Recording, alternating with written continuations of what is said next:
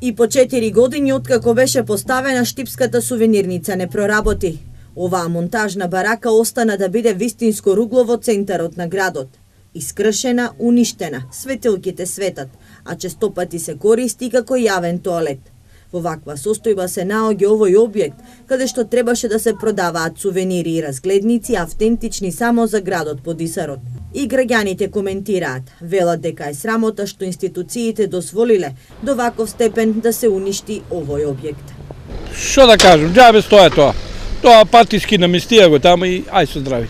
Треба се среде тоа. Има си инспектори, има се луѓе за тоа и треба се среде. А сега колку са моќни они?